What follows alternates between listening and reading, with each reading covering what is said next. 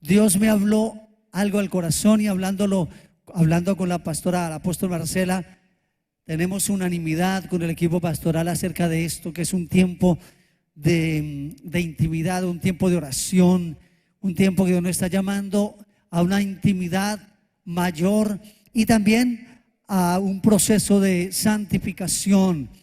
Y en ese texto, en 2 de Timoteo, el apóstol Pablo le está escribiendo a su hijo. Yo estoy enamorado mucho de esta carta y he estado sacando desde hace varios meses. Y el apóstol Pablo está haciendo un llamado, este es el último escrito de él, y está haciendo un llamado a su hijo, a su verdadero hijo en la fe, para que él camine en un nivel y tenga una revelación acerca del evangelio, de su lugar, de quién es él, de la posición que tiene y la gran responsabilidad que cae sobre sus hombros por ser esa generación de relevo. A veces hablamos mucho de la clase de la clase o la necesidad que tenemos de levantar las generaciones, pero también las generaciones deben ser conscientes de la responsabilidad y del peso que hay sobre ellos, que recae sobre ellos. En este pasaje, Pablo en capítulos anteriores está hablando acerca de aquellas personas que estaban en la iglesia, que tenían una apariencia de creyentes, una apariencia de personas piadosas, comprometidas, pero que en últimas, en los momentos difíciles o de crisis, se dio a luz la verdadera condición de esa vida. Personas que han llegado al evangelio, que conocen, tienen un cierto conocimiento, un entendimiento, usan la palabra de Dios, pero la usan de una manera que no debe ser. Realmente tuercen la verdad de Dios. Y aquí en este capítulo, en este segundo capítulo, Pablo entra a hacer una descripción muy clara acerca de lo que debe ser un hombre aprobado por Dios, un líder aprobado por Dios. ¿Cuál es, podemos decir, el requisito? ¿Cuál es la conducta que se espera? El carácter del hombre y la mujer de Dios. Y en ese capítulo él nos va a llevar acerca de lo que es, qué debe caracterizar entonces a la iglesia. Y en esta exhortación comienza en el versículo 14 declarando primero lo que no es el evangelio, porque a veces podemos desviarnos y empezar a de pronto olvidarnos el fundamento y la esencia. Y lo primero que dice el versículo 14, voy a leer todo el pasaje para que luego nos ubiquemos. Recuérdales esto, le dice Pablo a Timoteo, exhortándoles delante del Señor que no contiendan sobre palabras, lo cual para nada aprovecha, sino que es para perdición de los oyentes. Procura con diligencia presentarte a Dios aprobado, como obrero que no tiene de qué avergonzarse, que usa bien la palabra de verdad. Mas evita profanas y vanas palabrerías, porque conducirán más y más a la impiedad. Y su palabra carcomerá como gangrena, de los cuales son Himeneo y Fileto, que se desviaron de la verdad, diciendo que la resurrección ya se efectuó, y trastornan la fe de algunos. Pero el fundamento de Dios está firme, teniendo este sello: conoce el Señor a los que son suyos, y apártese de iniquidad todo aquel que invoca el nombre de Dios. Y en este versículo 20 está la base de lo que he titulado la enseñanza: vasijas útiles o vasijas de honra en las manos del Señor. Y dice: pero en una casa grande no solamente hay utensilios de oro y de plata, sino de madera y de barro, y unos son para usos honrosos y otro para usos viles. Así que si alguno se limpia de estas cosas, será instrumento para honra, santificado, útil al Señor y dispuesto para toda buena obra. Regresando al versículo 14, comienzo diciendo lo que Pablo le dice a Timoteo: háblale a la iglesia, exhórtales a los jóvenes, exhorta a esta generación para que sepan que no se desvíen de lo que verdaderamente es. ¿Qué no es el evangelio? Dice, recuérdales esto, exhortándoles delante del Señor que no contiendan sobre ¿qué? Sobre palabras.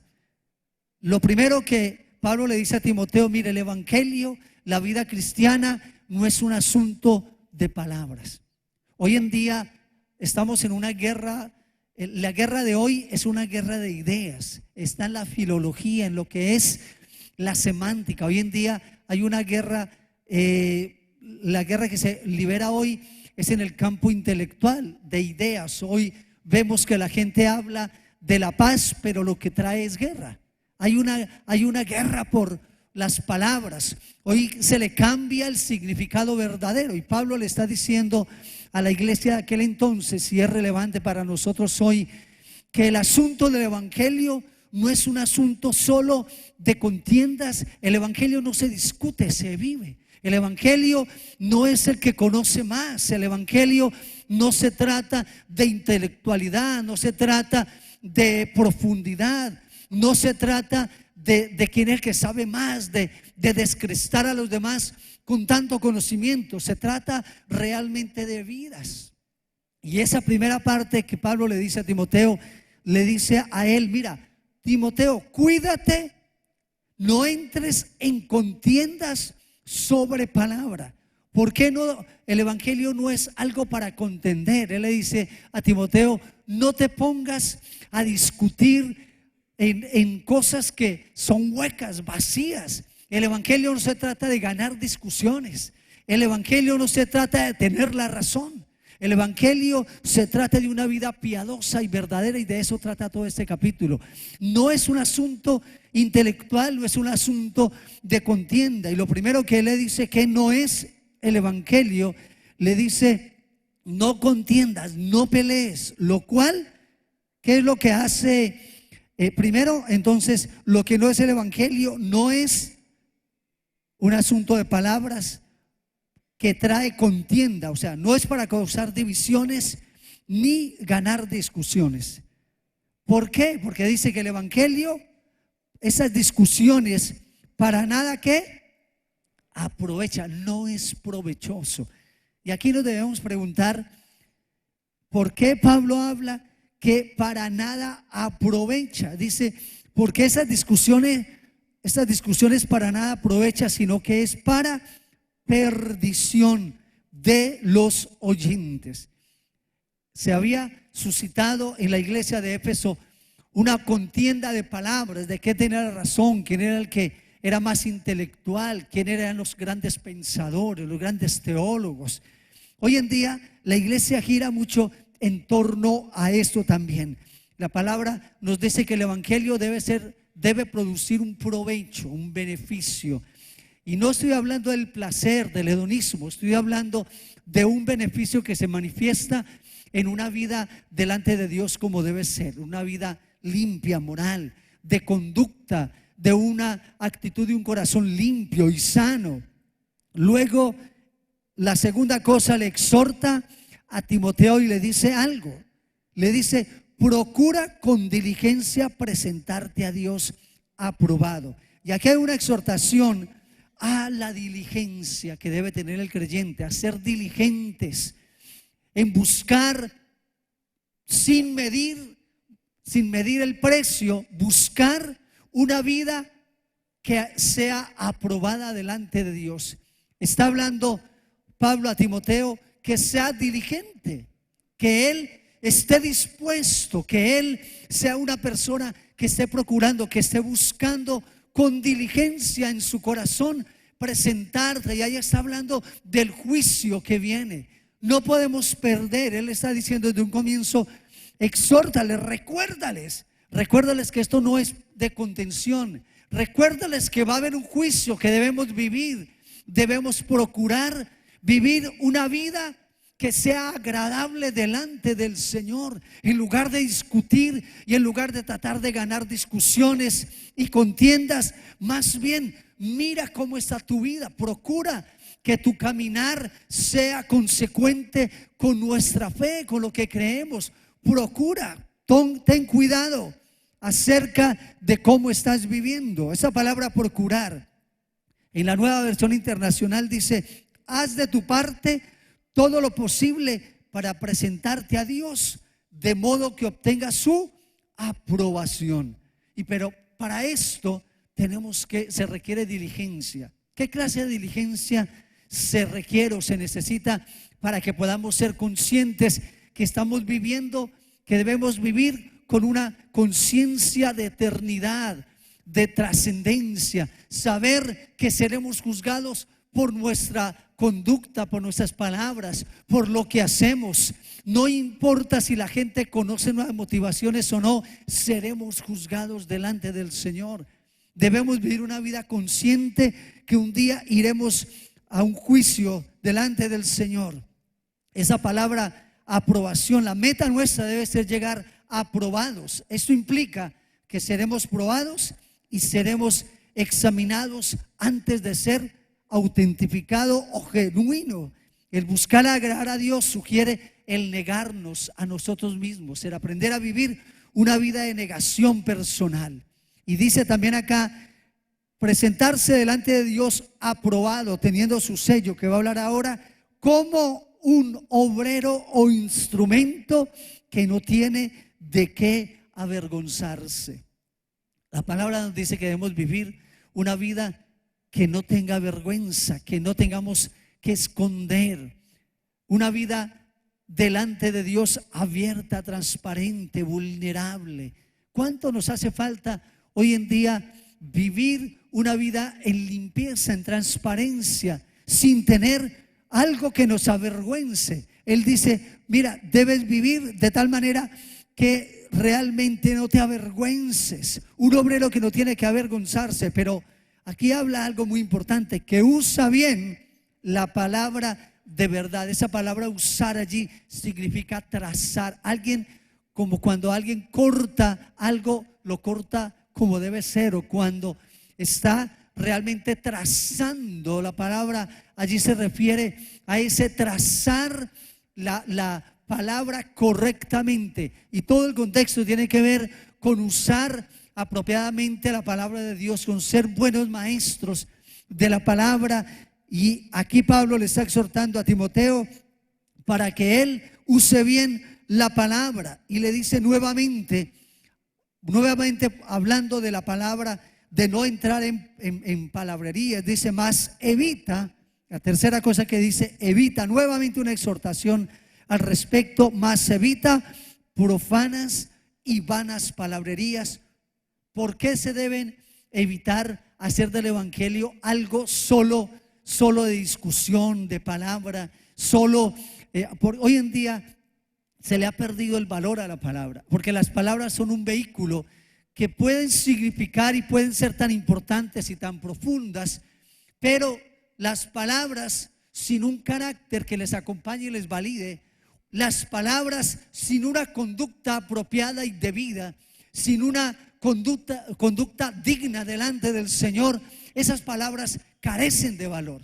Y él está diciendo a Timoteo todo el tiempo: dale valor a tus palabras. Como decía Edwin Lewis Cole, tú vale lo que valen tus palabras, tus compromisos. Lo que tú dices debe tener el sello de aprobación de lo que tú haces. Y es la exhortación que le está diciendo. Y le dice: más evita profanas y vanas palabrerías. Esa palabra profanas es lo mundano. Evita palabras mundanas de este mundo. Evita enredarte, tratar de hablar, de identificarte con este mundo en su manera de hablar. Y palabras vanas, vacías, huecas, sin propósito, sin contenido. Esa es la denuncia que hace Pablo de los falsos maestros, que no deben entrar en vanas componendas.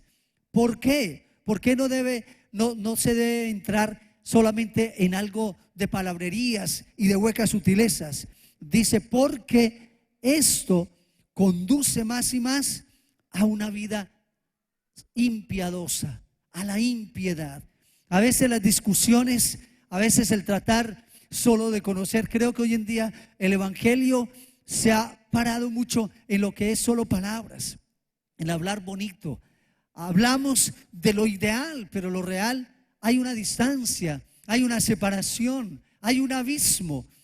Hoy en día el evangelio se ha vuelto mucho algo solamente como de creación de palabras, como un mercado de palabras, pero la conducta no acompaña eso. Por eso Pablo le está diciendo que esas discusiones nos apartan de una vida piadosa. Y esa palabra piadosa, la palabra ser piadoso, significa tener una vida ordenada, una vida disciplinada. Una vida piadosa es aquella vida que está acompañada de unos compromisos, podemos decir de unas disciplinas espirituales. Una vida piadosa es una vida que tiene disciplina en la presencia del Señor, en la vida de oración, en los ayunos permanentes, en la santificación del carácter. Una vida piadosa es una vida que es consciente de la necesidad de los demás, de los otros. Una vida piadosa es una vida que se vive en una compasión y un amor, un acercamiento al necesitado,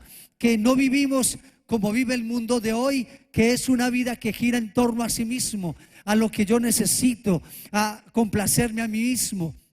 No, Él nos invita a que no contendamos sobre palabra, porque dejamos de ser piadosos, nos convertimos en una vida religiosa, pero no necesariamente piadosa. Y Él le dice, esto conducirá más y más a la impiedad, y su palabra carcomerá como gangrena. Está haciendo referencia a aquellos falsos maestros que en medio de la iglesia, buscando tanta profundidad, se terminan desviando de la palabra.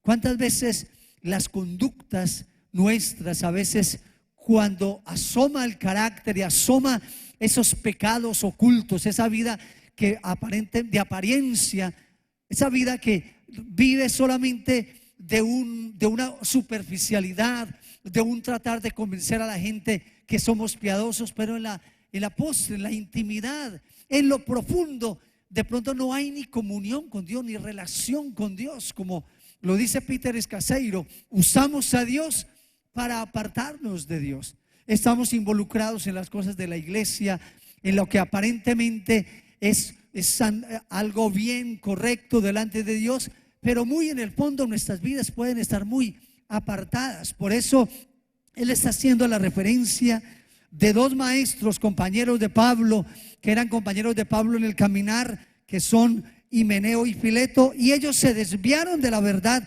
y empezaron a causar divisiones.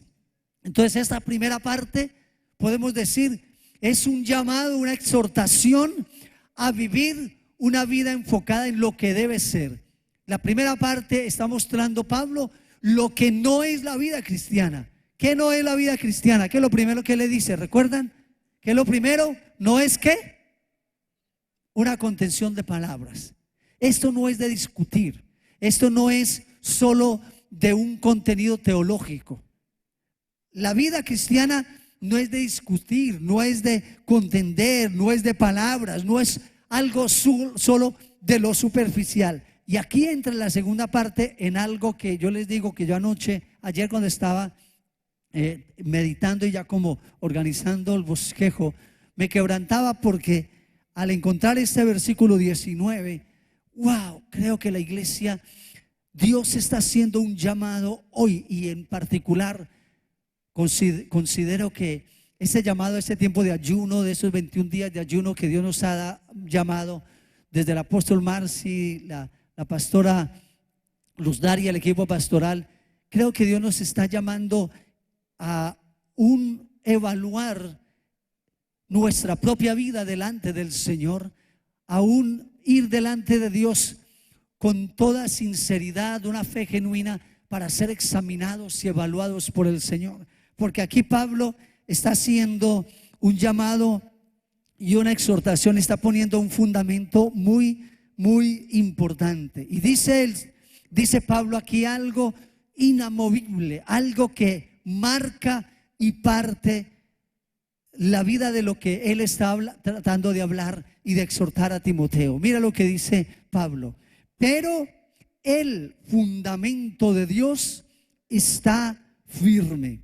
El fundamento, la base, el cimiento de Dios, lo que sostiene, podemos decir, el reino de los cielos, lo que sostiene la verdadera o el verdadero significado de lo que es ser un obrero de Dios, un creyente, un hijo de Dios, de lo que es ser realmente una vida piadosa, a lo que Dios nos ha llamado. Dice aquí, pero el fundamento de Dios está firme. ¿Qué nos está diciendo aquí? Nos está hablando de un fundamento. Podemos decir que esa base fundamental es lo que hace estar firme, en lo que se sustenta todo lo espiritual. Es esto. Esta firmeza o este fundamento tiene dos sellos o una cara de dos monedas, de dos lados, una cara de dos lados. Podemos decir, este sello tiene dos componentes. El primero dice, conoce el Señor a los que son suyos. Y la segunda, apártese de iniquidad todo aquel que invoca el nombre de Dios. ¿Cuál es el fundamento? ¿En qué se sostiene todo el reino de los cielos? ¿Cuál es el sostén? ¿Cuál es el piso que sostiene todo en el reino? Aquí habla de dos sellos, y esa parte de esos sellos se refieren básicamente a un pacto. Se aplica a un pacto para indicar propiedad, certificación o garantía. Es decir, Dios dice, la identidad de los que son míos, de un verdadero obrero, de un verdadero creyente, de un hombre o una mujer de Dios, lo que realmente es propiedad mía, me pertenece, lo que yo certifico o lo que yo garantizo, necesariamente tiene este pacto inviolable y fijo. Está bajo este sello. El primero es un sello oficial que va hacia el cielo, es decir, de Dios hacia los cielos. Y dice, conoce Dios a los que son suyos. A Dios nadie le tiene que decir quién es de Él. Dios los conoce. Y aquí nos está hablando que el primer sello es una intimidad con Dios verdadera. Dios conoce al que le pertenece a Él. Dios es el que conoce verdaderamente. Eso no es algo de palabras, no es algo de exteriores, no es algo de superficialidades. Dios conoce. Es decir, este sello, la primera parte del sello, la parte superior, podemos decir, tiene que ver con intimidad, tiene que ver con lo que es aprobado oficialmente desde los cielos. Es la garantía contra cualquier alteración o disolución. El Señor dice, mira, no discutas. Aquí al cielo no entras solo porque conozcas o no conozcas. Este es mi sello. Los que son míos, yo los conozco. Y esto nos habla realmente de que la vida cristiana, uno de los pilares que sostiene ese fundamento, es una vida verdadera de intimidad con Dios, una vida real de comunión con Dios. Claro, a veces confundimos, como lo hizo Himeneo y Fileto, confundimos la vida cristiana con el obrar cristiano, a veces con el activismo cristiano, con el hacer mucho. De pronto creemos que ser cristiano es solo venir al templo o estar involucrado en las actividades o escondernos detrás de un púlpito, de un instrumento musical, detrás de una posición ministerial, qué sé yo. Pero el Señor dice, yo, diciéndolo coloquialmente como los jóvenes de hoy, yo no como de esa. Yo sé quiénes son míos. Y esta referencia que hay aquí, quiero que la leamos un momento, que vayamos a el libro de Números, capítulo 16. Este fue el pasaje que ayer me quebrantó, hacía rato no lo leía. Capítulo 16. ¿Y a qué hace la referencia todos los historiadores y todos los que comentaristas de este pasaje referencian a este capítulo. Y es que en este capítulo llegó un momento en que Moisés, que había sido escogido y llamado por Dios, estaba liderando el pueblo de Dios, y este pueblo de Dios se sublevó, liderado por unos líderes de la congregación de Israel. Coré y su séquito se levantaron contra Aarón y Moisés. Pero ¿cuál era el asunto? ¿Cuál era la discusión? A ver, ¿es que acaso ustedes son los únicos que pueden hablar con Dios y liderar a un pueblo? Nosotros también podemos. Quisieron usurpar el sacerdocio de manos de Aarón, que fue Dios quien se lo dio. Quisieron quitar al hombre de Dios que Dios había puesto allí para guiar a este pueblo, un hombre que había sido apartado por Dios, que tenía el sello de Dios, la aprobación de Dios, un hombre que Dios llamó porque conocía a Dios. En el Antiguo Testamento no hay otro profeta mayor que Moisés, que hablaba cara a cara con Dios, un hombre que Dios usó para escribir precisamente ese Pentateuco, esa ley que es la base fundamental de nuestra fe, la base que hay en los 5 primeros libros de la palabra. Así que este pueblo, un momento, unos líderes se rebelaron, hicieron sindicato, se levantaron, inclusive influenciaron la congregación y le dijeron: a ver, ¿acaso Moisés, nosotros también podemos?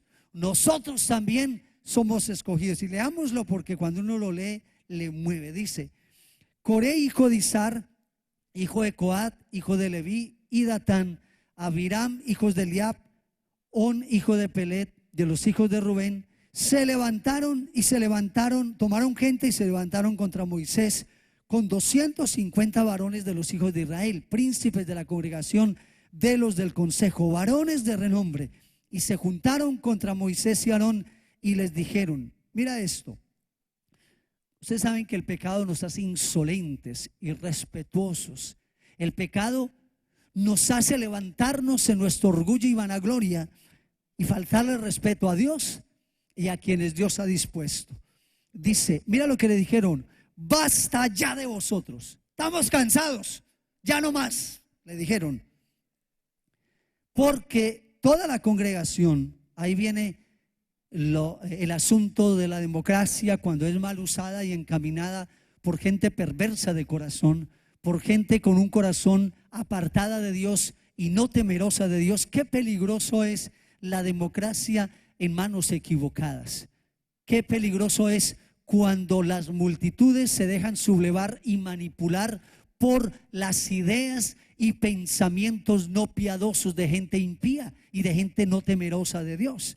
Y mira lo que pasó aquí con este liderazgo que emergió en medio del pueblo de Israel. Dice: basta de vosotros, porque toda congregación, todos ellos son santos, y en medio de ellos está Jehová. Qué espiritual, ¿no? Estaba hablando muy bien Coré, espirituales ellos, grandes maestros. Dicen: ¿por qué pues os levantáis vosotros sobre la congregación de Jehová? Cuando oyó esto, Moisés se postró sobre su rostro. Esto es característico de un hombre de Dios: la oración, intimidad. Fue a Dios y habló a Coré y a todo su séquito diciendo: mañana, y esta es la base de este pasaje usado en Timoteo, mañana mostrará Jehová quién es suyo y quién es santo, y hará que se acerque a él al que él escogiere, y él lo acercará así. Qué tremendo. Moisés dijo: mire, esto no es un asunto de discutir, de hablar quién me puso, quién no me puso, si la mayoría está a favor o no, si hay más votos a favor o no. Eso se trata de cuál es la voluntad de Dios, al que Dios ha escogido, lo que Dios le ha placido. Eso no se trata de mayorías, eso se trata de teocracia, de dirección divina. ¿Qué es lo que Dios quiere? Aquí se hace lo que Dios dice. Y si Dios le llamó a este para esto, que lo haga. Si Dios llamó al otro, pues honramos lo que Dios lo llamó a hacer. Esto se trata de esto. Entonces, dice Moisés aquí: mañana mostrará Dios quién es suyo y quién es santo, y hará que se acerque a él al que él escogiere. Hacer esto, le pide que tomen incensarios, Coré, todo su séquito, y pongan el fuego en ellos, y pongan en ellos incienso delante de Jehová mañana, y el varón a quien Jehová escogiere, aquel será santo. Esto os baste, hijo de Leví. Entonces, bueno, quiero resumir para que pueda yo entrar a terminar. Dice, vamos.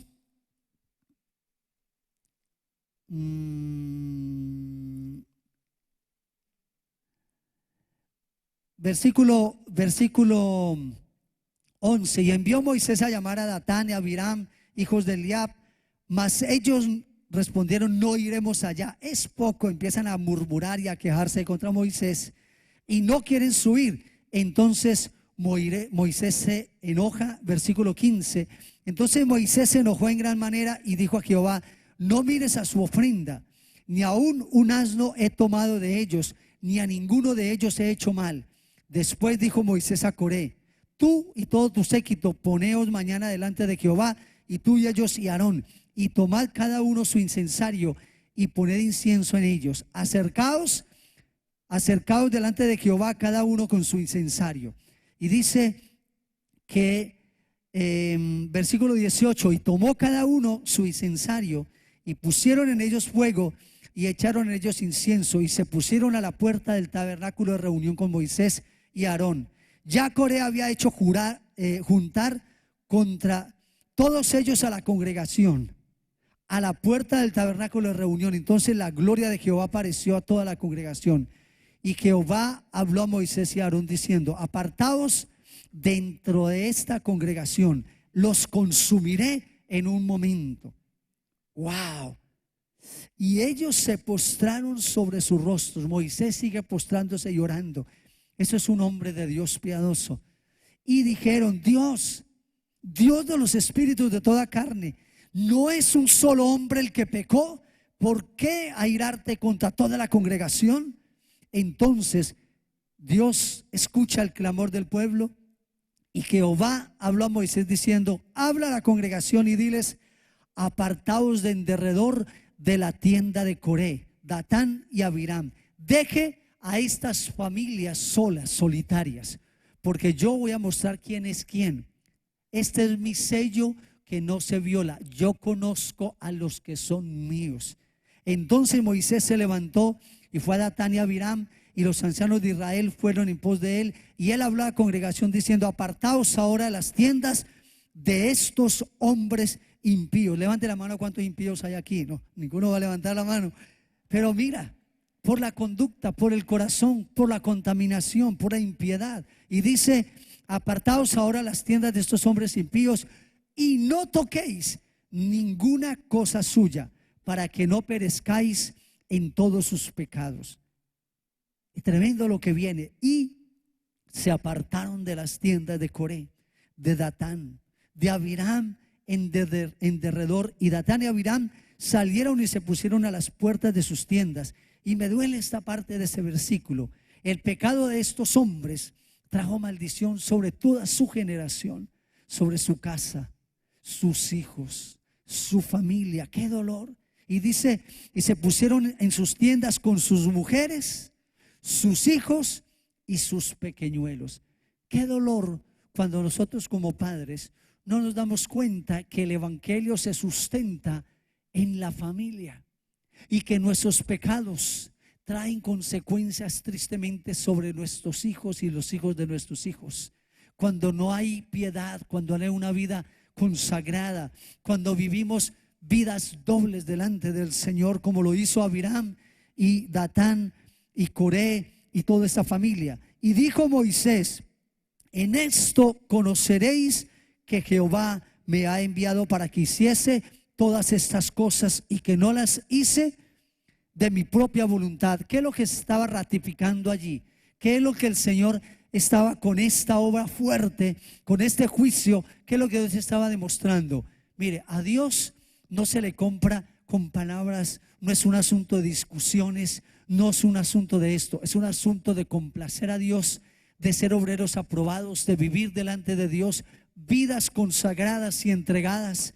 Es una relación, una intimidad con Dios Entonces Moisés le dice, vamos a ver esto. Si como mueren todos los hombres murieren estos, o si ellos al ser visitados siguen la suerte de todos los hombres, Jehová no me envió. Mas si Jehová hiciere algo nuevo y la tierra, wow, que la tierra se abriere su boca y los tragare con todas sus cosas y descendieren vivos al Seol, entonces conoceréis que estos hombres irritaron a Jehová. Qué tremendo ese celo del corazón de Dios.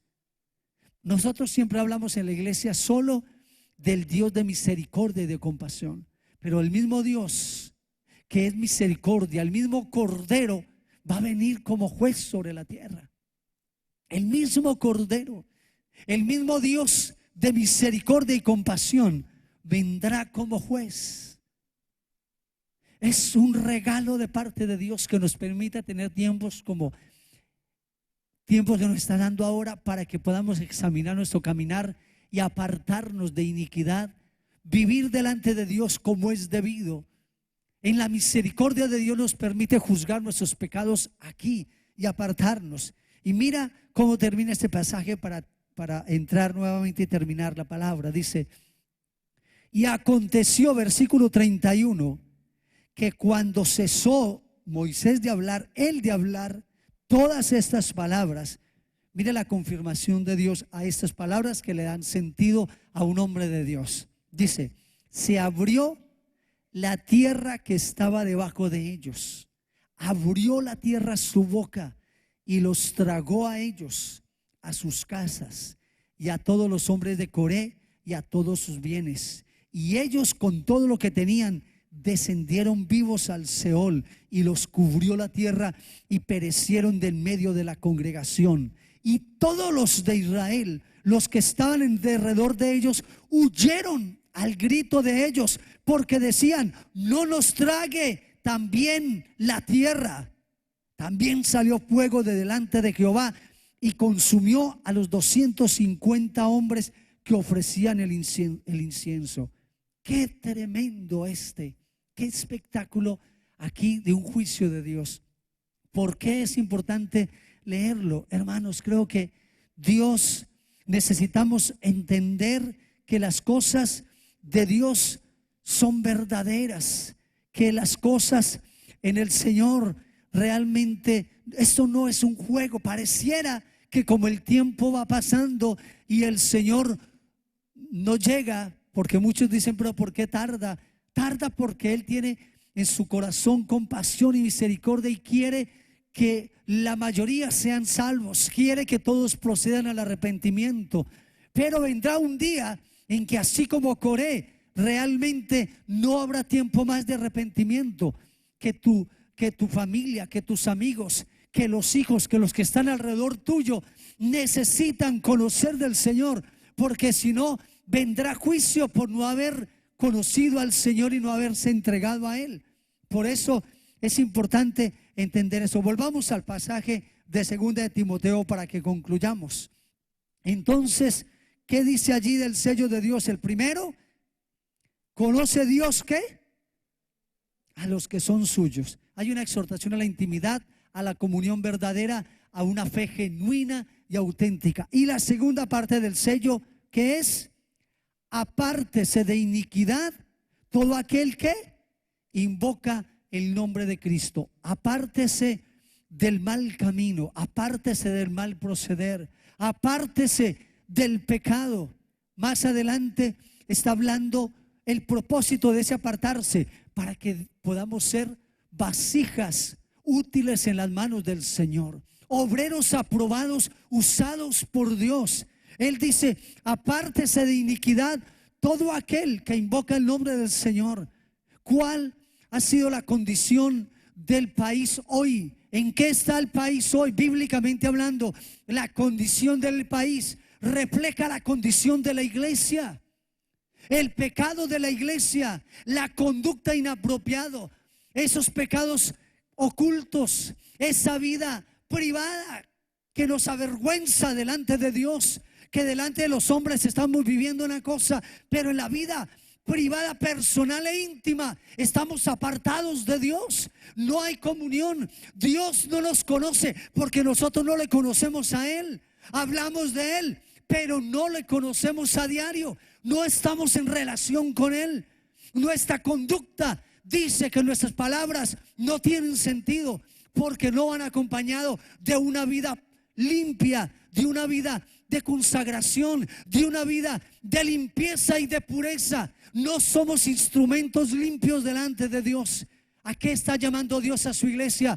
A humillarse, a venir a un juicio delante de Dios, a decir: Dios, examina mi caminar.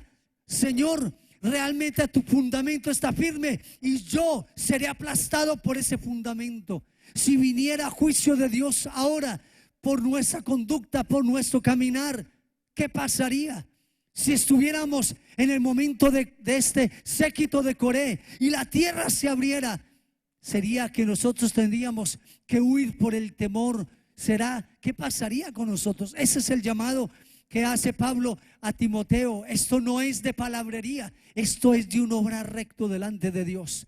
Intimidad y comunión y limpieza verdadera. Apártese de iniquidad.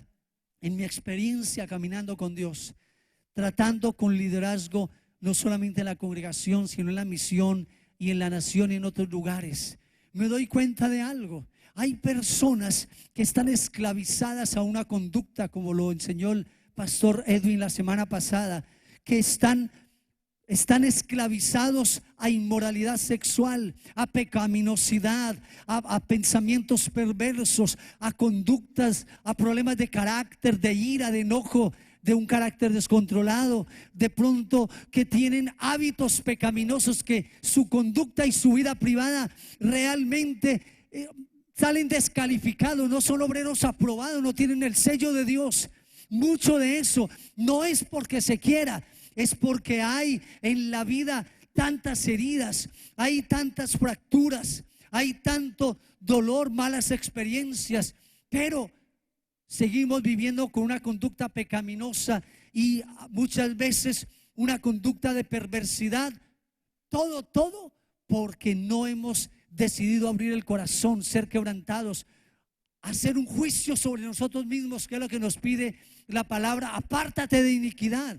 La iniquidad no es solamente el asunto pecaminoso. Muchas veces el pecado viene precisamente porque estamos esclavizados, porque hay fracturas, hay roturas en nuestra vida emocional. Hay personas que están en una perversidad sexual porque todavía no ha buscado ser libre, no ha ido a buscar un ministro o una persona espiritual de Dios que le pueda ayudar a tratar con ese pecado, con esa vida, con esa conducta, con ese mal carácter, con ese abuso de la esposa, de los hijos, con esa vida pecaminosa. Hermanos, a veces me doy cuenta que la falta de santidad es una falta de sanidad muchas veces en el corazón también. El pastor Edwin nos exhortó la semana pasada a poder ser limpios y libres y poder abrir nuestro corazón. Si tú eres una persona que está viviendo de una manera que te avergüenzas delante de Dios, que realmente dice: yo no tengo ese sello de aprobación de Dios, realmente yo tengo iniquidad y la verdad no tengo una vida como debe ser. Pero hoy Dios nos está llamando para que nos comprometamos, nos consagremos. Mira cómo termina este pasaje exhortando: pero en una casa grande no solamente hay utensilios de oro. Es decir, Dios no nos exhorta no solamente para que huyamos del castigo. El fin del evangelio no es huir del infierno y del castigo. El fin es el siguiente: pero en una casa grande, en la iglesia, en el servicio del Señor, no solamente hay utensilios de oro y de plata. Aquí nos está hablando de dos categorías de utensilios o de vasijas en la casa del Señor. No solo hay de oro y de plata, sino también de madera y de barro.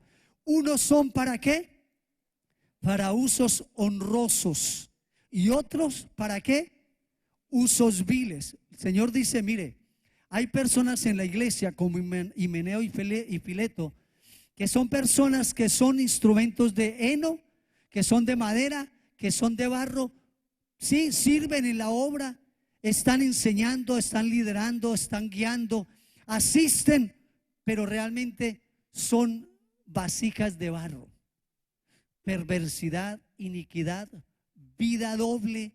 Esas vasijas de barro, esas vasijas de madera van a ser desechadas. Son para usos viles, para usos temporales, inclusive se ponen en lugares para no ser vistos.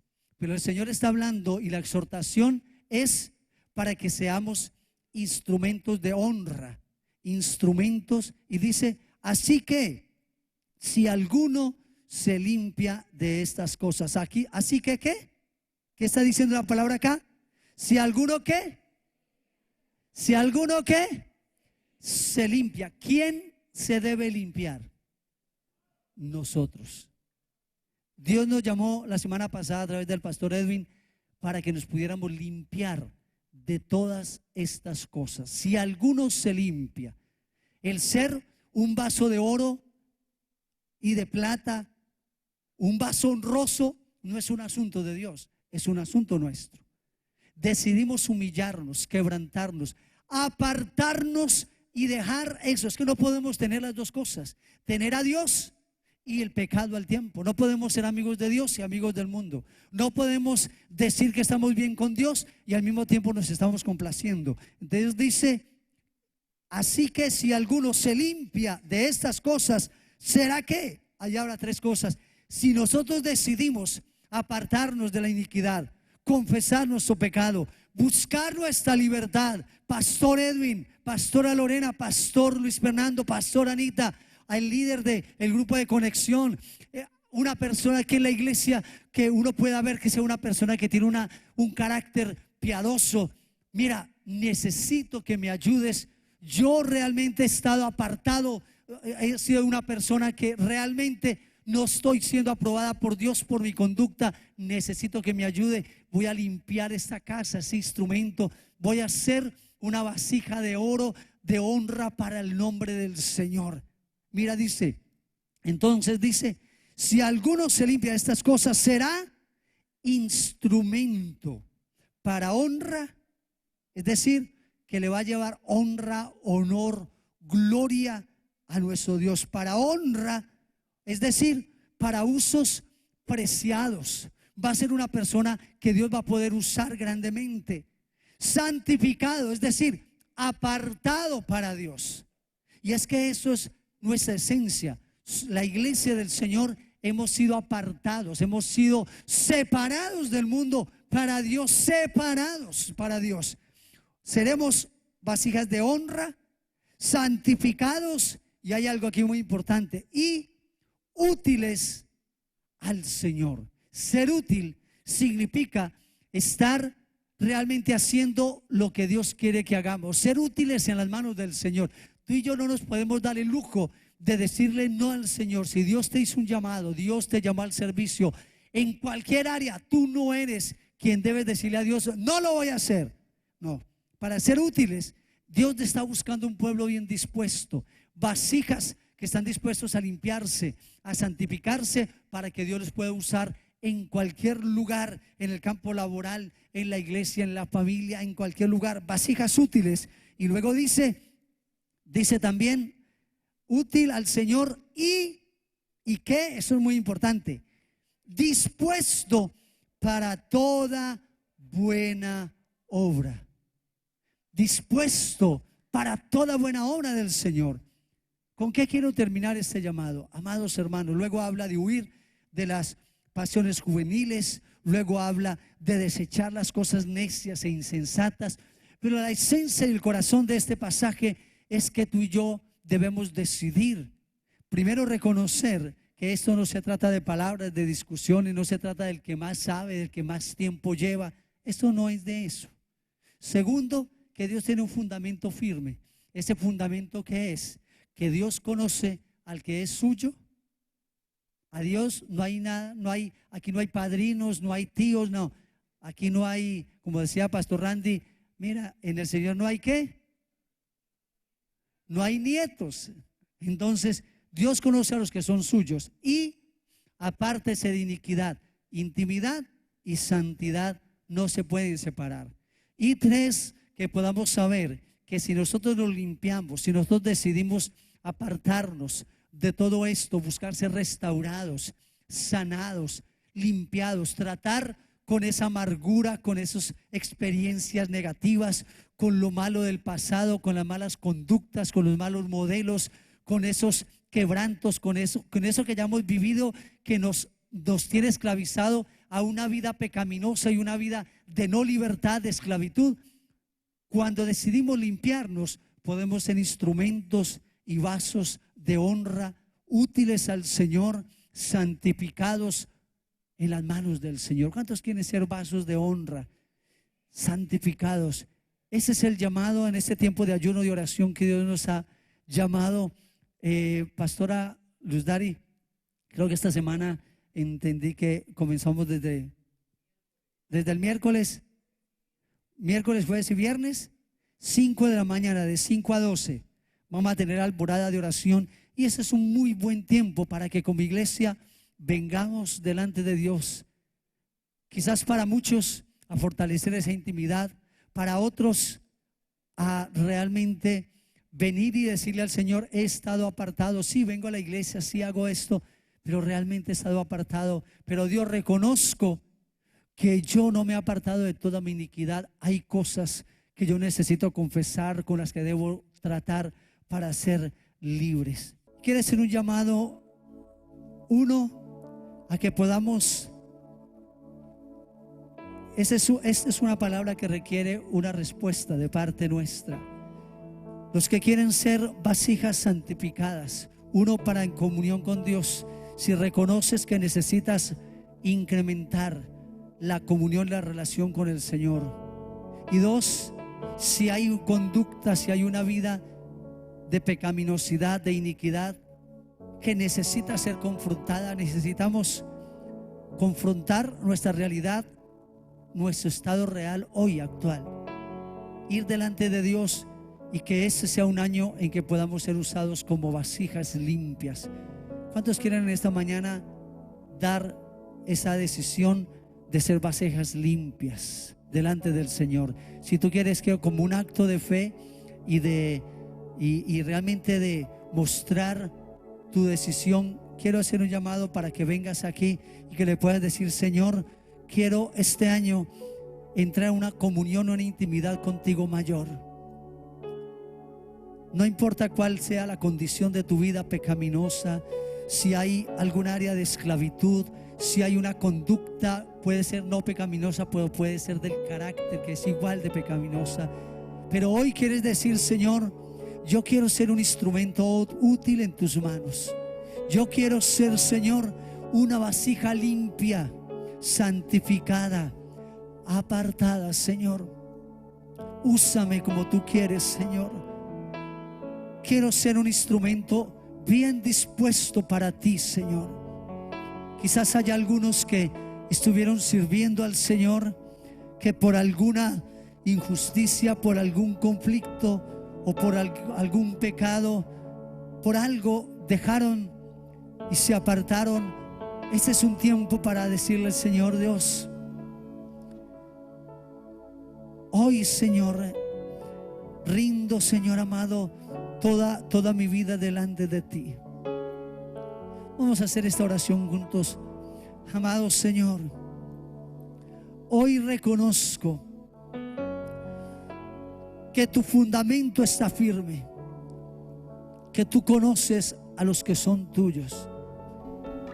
Señor, me pongo delante de ti y me arrepiento, Dios, por mi tiempo de comunión, por mi relación contigo, porque Dios, yo sé que tú quieres más de mí. Te pido perdón por las prioridades en mi vida, en mi agenda. Ayúdame, oh Dios, para que en mi vida tú seas mi prioridad, para estar en tu presencia. Hoy, Señor, tomo la decisión de levantarme, de ponerte en primer lugar, Señor, de no pasar un día sin estar en tu presencia, no solo en el devocional, sino todo el día, viviendo delante de tu rostro, bajo tu autoridad, Señor, para la gloria tuya. Y Señor, también reconozco que hay conductas, que hay pecados, que hay condiciones de mi vida que me traen vergüenza, que me hacen saber que no soy un instrumento aprobado, un obrero aprobado por ti. Pero hoy, Señor, tomo la decisión de confesar mi pecado, mi conducta, de reconocer mi condición. Hoy, Señor, quiero ser un instrumento limpio. Limpia esta vasija, límpiame con agua limpia. Que tu palabra traiga el efecto de limpieza, de transparencia, de libertad. Renuncio a todo compromiso con el pecado, a vivir una vida doble, a vivir una vida de superficialidad. Hoy, Señor, decido ser un instrumento útil en tus manos, apartado. Tú me has apartado para tu servicio. Quiero, Señor amado, estar bien dispuesto para ser usado por ti. Hoy me consagro, Señor, en el nombre de Jesús. Padre, yo pido, Espíritu de Dios, que tú traigas un espíritu de pureza, un espíritu de santificación, Señor. Espíritu de libertad en cada vida que ha tomado esta decisión en esta mañana, en el nombre de Jesús. Ato toda esclavitud, todo grillete se ha quitado. Todo aquello que el enemigo ha querido traer para esclavizar, para impedir que seamos instrumentos tuyos. Hoy, Señor, declaramos que toda conducta, toda pecaminosidad, todo grillete es quitado en el nombre de Jesús. Toda cadena al pasado roto en el nombre de Jesús.